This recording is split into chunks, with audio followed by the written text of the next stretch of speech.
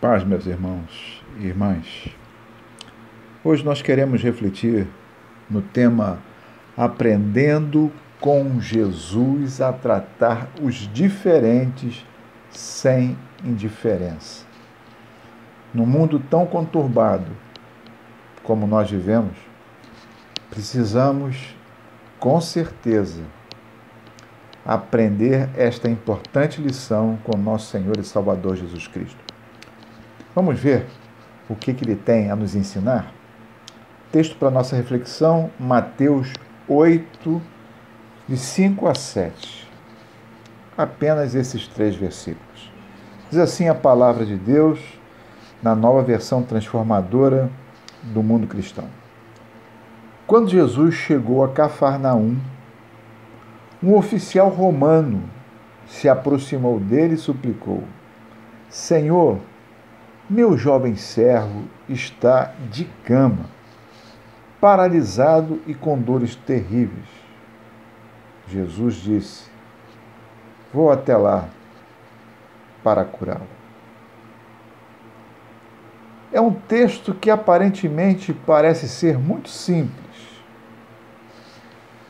cuja lição parece ser até mesmo um pouco rasa, mas na verdade não é.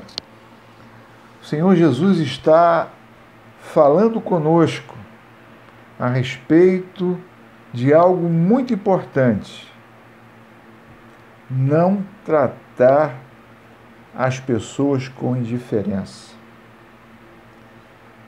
E olhe que este encontro do Senhor Jesus era um encontro cercado de dificuldades, assim como a maioria dos encontros entre os seres humanos, até mesmo na nossa presente era.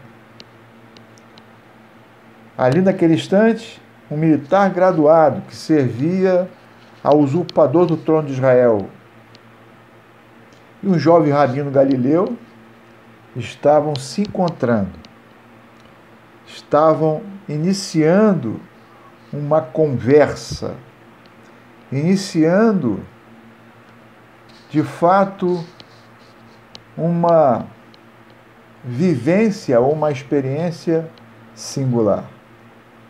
O centurião, que era o militar romano que comandava uma centúria, um grupamento de 100 soldados, que caminhava junto à sua tropa e que certamente esse servia ao destacamento, à guarnição que estava ali sediada em Cafarnaum,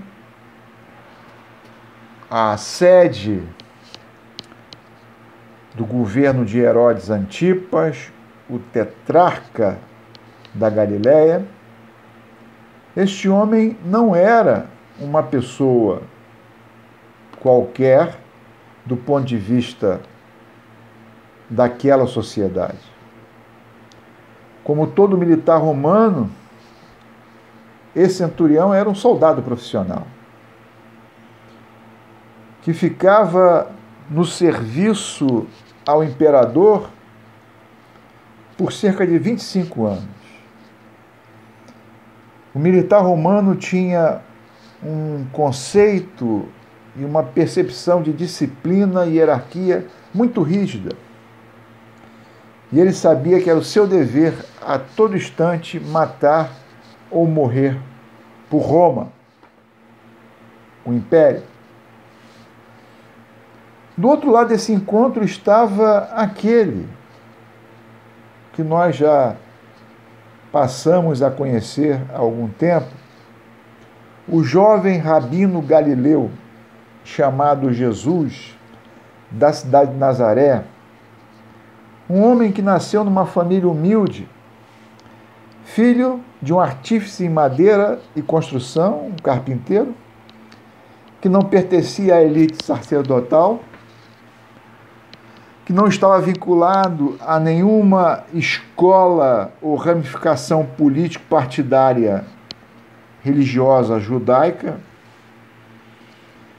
não era vinculado a nenhuma escola rabínica, mesmo porque naquele período que o Senhor Jesus exerceu seu ministério, dois grandes grupos, ou duas grandes escolas de rabinos existiam ali em Israel.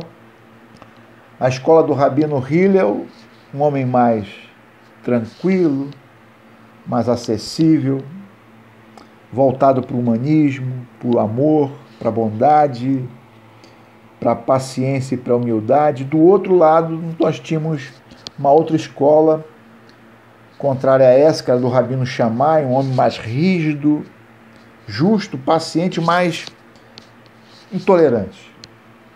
Mas Jesus não era de nenhuma dessas duas escolas. É interessante que Jesus tinha uns ensinos estranhos. Lá no Sermão da Montanha, um pouco anterior a este evento em Cafarnaum, quando ele estava ali entre Cafarnaum e Tabigná, naquele promontório que nós falamos na semana passada, Jesus ensinava o seguinte, como está em Mateus 5, 38 e 39. Disse o Senhor: vocês ouviram o que foi dito, olho por olho, dente por dente? Jesus não ensina assim. Pelo contrário, diz ele: mas eu lhes digo, não se vinguem dos que fazem mal a vocês. Se alguém lhe der um tapa na cara, vire o outro lado para ele bater também. Não ofereça resistência. Estranho. Mateus 5, 43, 44. Olha que coisa estranha. O Senhor Jesus diz: vocês ouviram o que foi dito? Ame os seus amigos e odeie os seus inimigos? Jesus não ensina assim. Mas eu lhes digo, disse Jesus, amem os seus inimigos e orem pelos que perseguem vocês. Que ensino complicado. Porque o jovem rabino Jesus de Nazaré vivia numa época de polarização, de briga, de conflito, de indiferença, onde a vida humana dependia do lado no qual a pessoa estava. Se nascia do lado do conquistador romano, estava bem, protegido, guardado. Mas se nascesse ou nascia no lado judeu, estava correndo um grave perigo, porque a qualquer instante poderia ser assassinado. E isso sem dar conta a ninguém. Para que vocês possam ter uma ideia, aqui está narrada, nesta figura, uma rebelião que houve na época de Públio Quintílio Varo, que comandou uma legião romana, ou as legiões romanas, na época, por volta do ano 4 a.C., quando Roma estava se apossando da Palestina, de Israel, da Judéia. Esse homem comandou cerca de várias legiões, cerca de 20.000 soldados que compunham o seu exército, e ele foi, assim, bastante severo para punir os revoltosos na cidade de Séforis, ali próximo a Nazaré. E havia ali um grupo de judeus que não aceitavam o domínio romano, que lutaram contra os romanos, e esse grupo de judeus, eles tiveram essa revolta esmagada. E Públio Quintílio Varo pegou 2.000 desses judeus e espalhou as cruzes ao longo das estradas da Galileia, matando esses judeus, fazendo com que eles sofressem muito em função da sua revolta, assim que Roma agia. 20.000 soldados das legiões romanas tomaram conta daquela região da Judéia, Galileia, Pérea, Transjordânia. e sufocavam e sufocaram todas as rebeliões que ocorreram até então. Por isso que pegaram Herodes o Grande, nesse período, o Império Romano, e colocou Herodes como rei daquela região, não sendo ele judeu, ele era idumeu, e depois que ele morreu, eles separaram em pequenos reinos, dando cada reino, depois que Herodes morreu, aos seus filhos.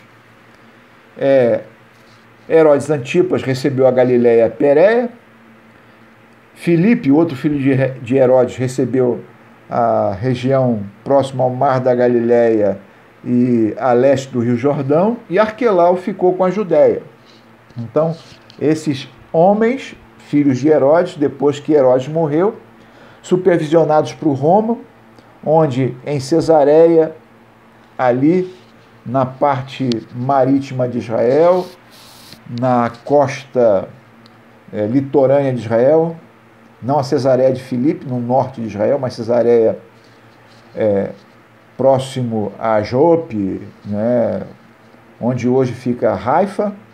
Ali era a sede do governo romano, e na época de festas, o governador romano ele vinha para Jerusalém para poder tomar conta, para não haver nenhum problema, nenhuma rebelião.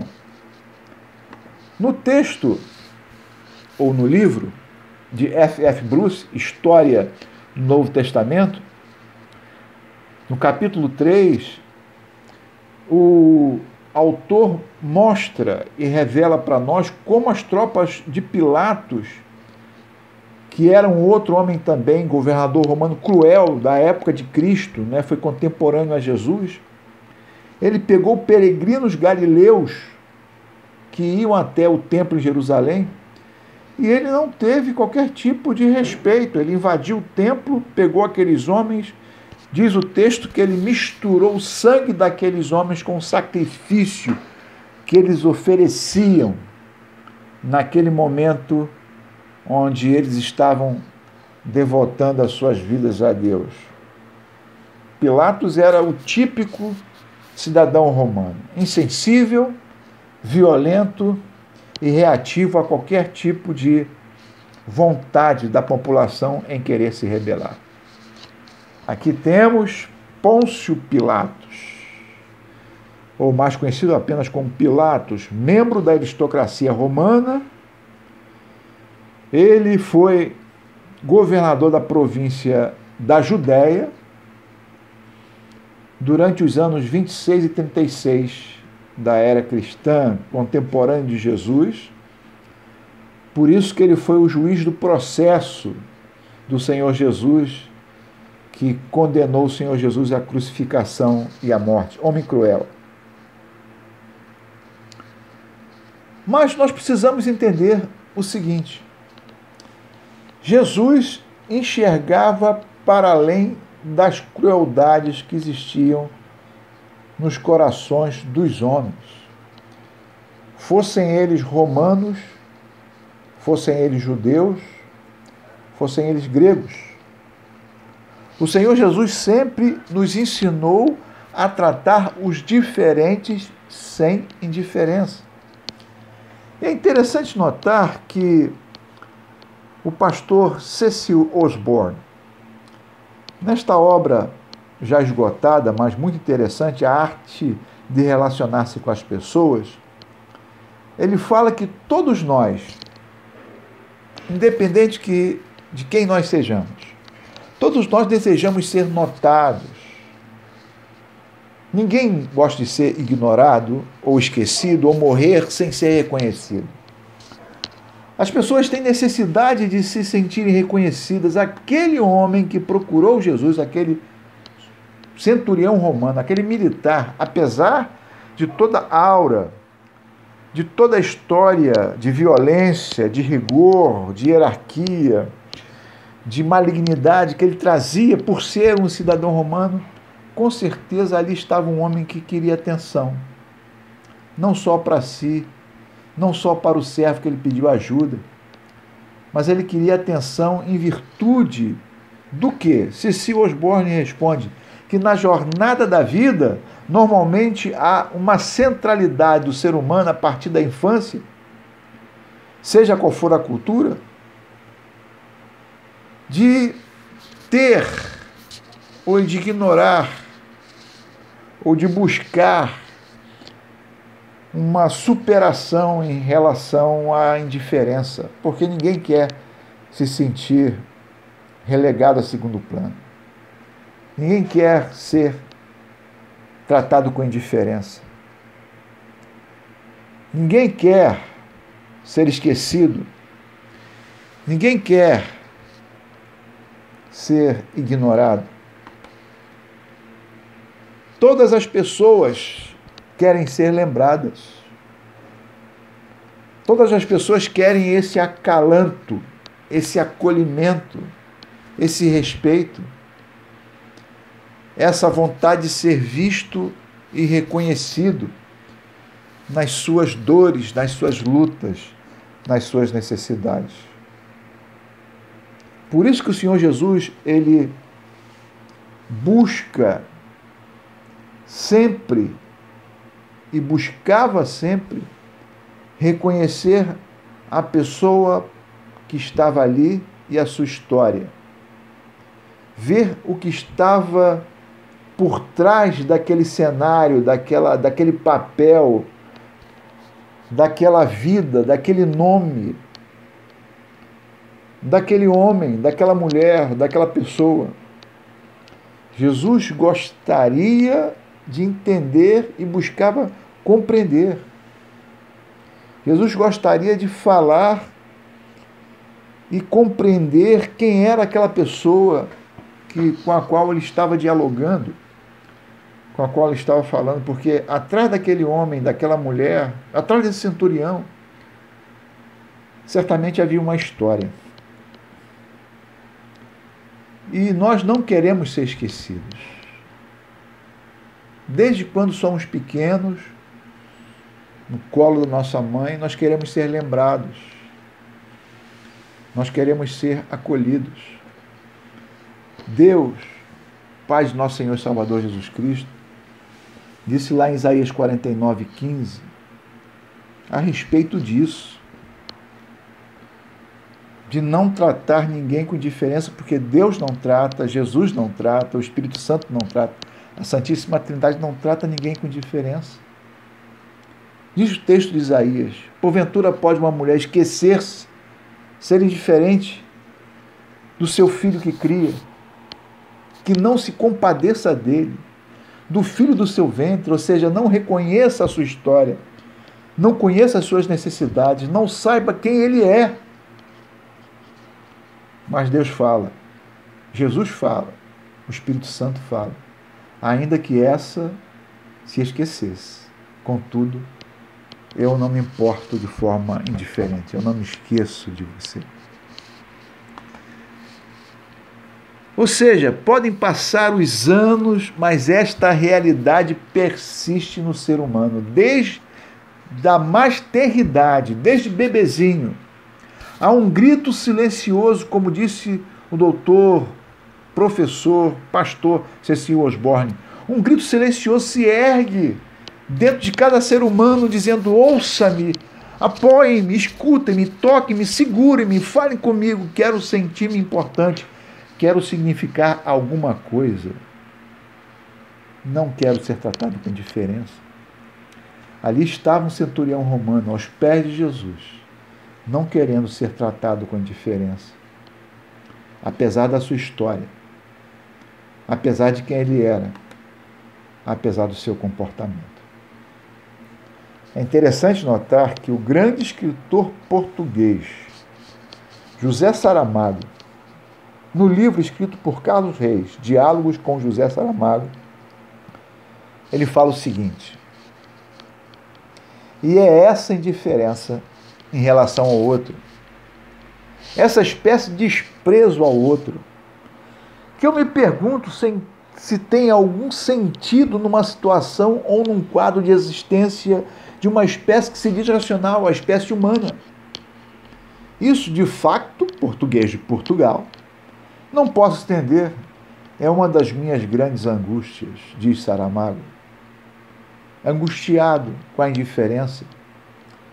Quando olhamos para o outro, não reconhecemos a sua necessidade. Quando olhamos para o outro, não vemos a humanidade ali gritando, como disse Cecil Osborne: ouçam-me, escutem-me, apoiem-me, por favor, veja o que acontece comigo. Esse aspecto que demarca a possibilidade de ouvir o outro é tratado de uma forma belíssima por esse sociólogo polonês que faleceu algum tempo atrás, chamado Zygmunt Bauman, e que no seu livro Amor Líquido, na página 69, ele fala o seguinte: quando o filósofo talmúdico Rabi Hillel foi desafiado por um possível convertido a explicar o ensinamento de Deus enquanto pudesse se sustentar numa perna só, ele ofereceu o amar ao próximo como a si mesmo com uma única resposta, embora completa, que encerra a totalidade dos mandamentos divinos. Diz mais Bauman, página 69 ainda: aceitar esse preceito, amar ao próximo como a si mesmo, é um ato de fé, diz o texto de Bauman. É um ato decisivo pelo qual o ser humano rompe a couraça dos impulsos, os ímpetos e predileções naturais, assume uma posição que se afasta da natureza, que é contrária a esta, e se torna um ser não natural, que, diferentemente das feras, que são naturais, e na realidade dos anjos, como apontou Aristóteles, os seres humanos o são. Ou seja, nesse momento, quando o ser humano sai de si e move-se em direção ao outro e aceita o outro na sua necessidade, como ele é, na sua inteireza, na sua dificuldade, na sua fragilidade, na sua história. Como diz Bauman, ainda na mesma página 69, quando ele aceita esse preceito do amor ao próximo, isso é um ato que dá origem à humanidade. Porque a diferenciação entre o ser humano dos animais não é a razão. Não. É quando ele passa a coabitar com os outros em paz. Quando ele passa a não ser indiferente. Quando ele passa a acolher o seu próximo. Quando ele transpõe as ordens pré-estabelecidas e sai de uma lista de questões postas para a sua sobrevivência e vai até o amor próprio, cujo modelo é amar o próximo como a si mesmo, ou seja, eu preciso amar o outro como eu gosto de mim. Aquilo que eu quero para o outro, eu quero para mim. Aquilo que eu faço para o outro, eu faço para mim. Aquilo que eu vejo no outro, eu preciso ver em mim. Esse marco existencial, esse limite existencial, essa fronteira existencial é que Bauman fala que a pessoa sai do amor próprio para o amor ao próximo. Ele sai da sobrevivência e da indiferença para a doação. E isso que Bauman nos ensina é um ato, como ele diz, que não é natural, é um aprendizado. Amar a si mesmo é um ato instintivo, de se agarrar à vida. Mas Jesus ensinou diferente. Ensinou a amar o próximo, que é sair de si e poder acolher o outro, poder ver o outro. É um aprendizado.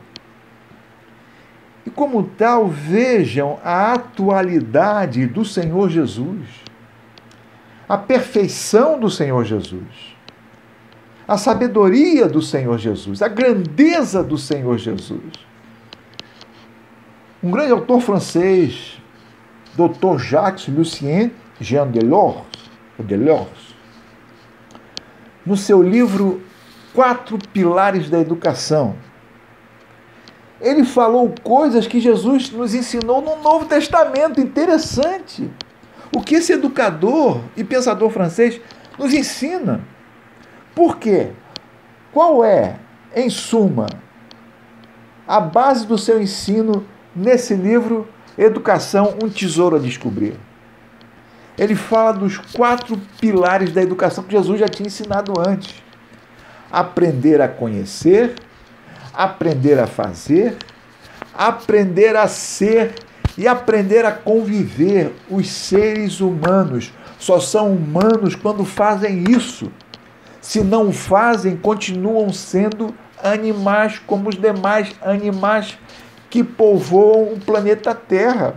O que nos faz humanos é a capacidade de tratar o diferente sem indiferença. Aprender a conhecer é aprender a aprender. É trabalhar nossas funções cognitivas. Aprender a fazer é aprender a ter competências para práticas laborais, acadêmicas no mundo.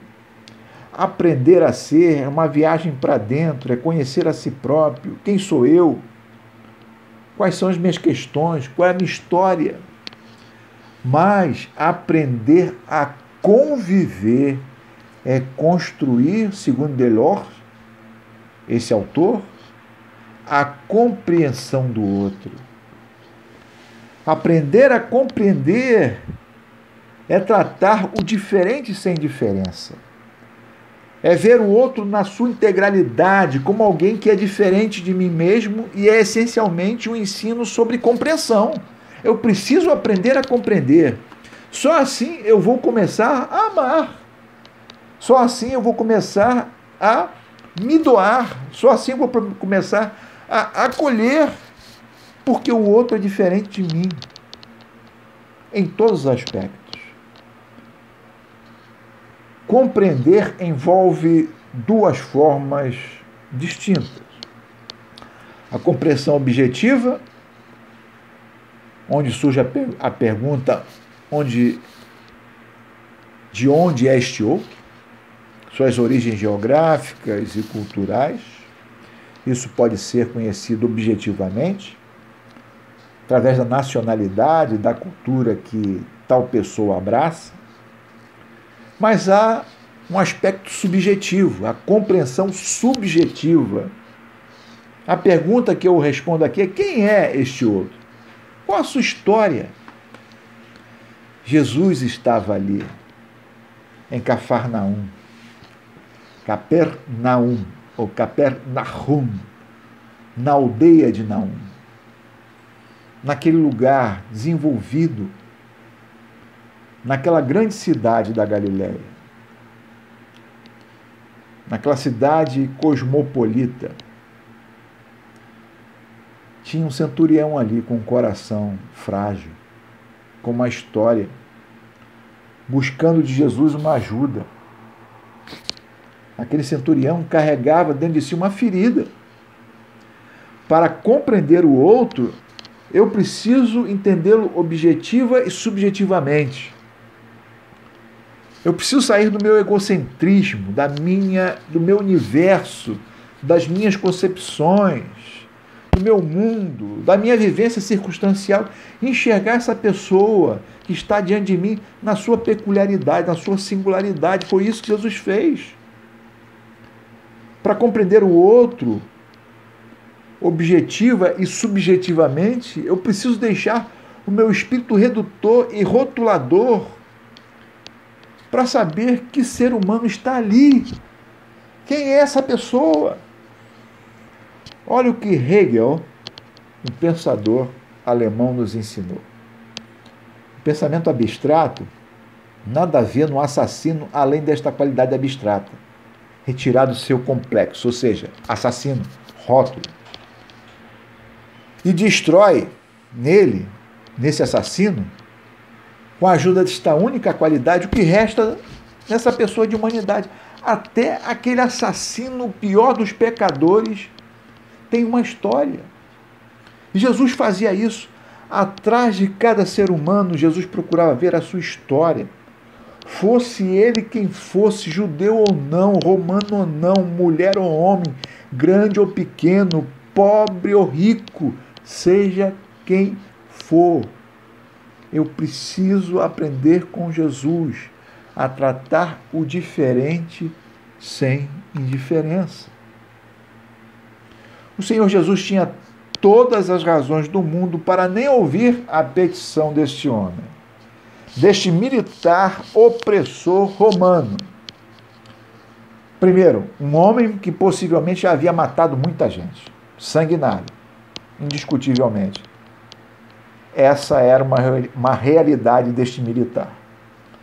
Segundo, trabalhava não só para o Império Romano, mas trabalhava também em Cafarnaum, num grupamento especial, vinculado a Herodes Antipas, aquele que mais tarde mataria o primo do Senhor Jesus, João Batista, por causa de uma mulher de Herodias, sua cunhada, que ele roubou do seu irmão, um homem mau.